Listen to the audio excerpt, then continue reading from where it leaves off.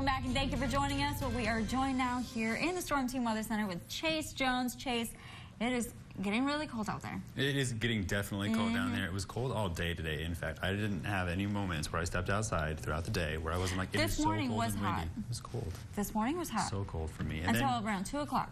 And then earlier, I was definitely trying to show you how these clouds will shift through the sky. If you take a look, watch them come out of the north, and then you can see them shift. I love this. Right? And it's just in time for sunset.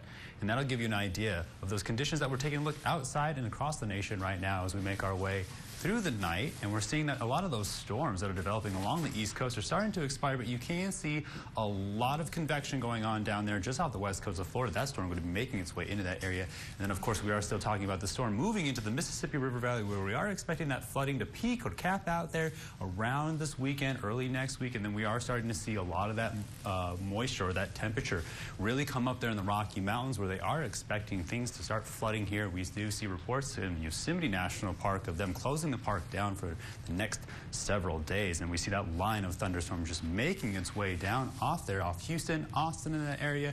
We are seeing a lot of thunderstorms related with that storm. So if you are coming or going from San Angelo, please make sure that you're driving safely, keeping your eye out on those wind reports. We are seeing high winds making that way across the area throughout the rest of the night, and then even into tomorrow. You can see some of those clouds pushing off, and those higher clouds causing those clear conditions throughout the rest of the night tonight, and that's going to be making our way into those temperatures that are really going to allow us to just kind of drop down there. Right now you can see those temperatures, everybody in the 50s, quickly going to be working their way down. We get an idea of the temperature spread across the nation. You can actually see where the cold front is moving in behind. You can see everyone just hanging out in the 50s still, 57, 58 in Junction, and still pretty cold up there to the north, and that's going to be the trend throughout the rest of the night tonight. And then same thing with that warm-up. So we can see as that front tilt system is going to push past us, those winds are going to start moving out of the northwest, kind of calm down by Sunday, giving us an opportunity to really kind of warm up by Monday, Tuesday. Not going to see a whole lot of wind and anything else that's going to cause any severe weather for us in the Concho Valley, but as it makes its way east, we are going to keep our eyes peeled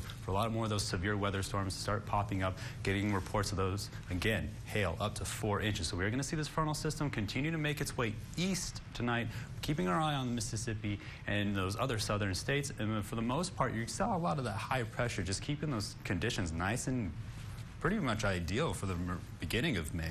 But then by early next week, we are going to see our first opportunity for some rain chances to be making their way into the Concho Valley. But for the most part, pretty much on the summer side of those spring-like conditions. Again, tonight, temperatures dropping down to the mid-40s with those gusty, windy conditions, northwest, 25, 35 miles per hour, gusting up to 40 miles per hour in some parts. And those winds still going to stay with us over through the evening and into tomorrow morning, where we're still going to stay out of the northwest. They're going to kind of die down a little bit. Temperatures slowly going to get up into the 80s.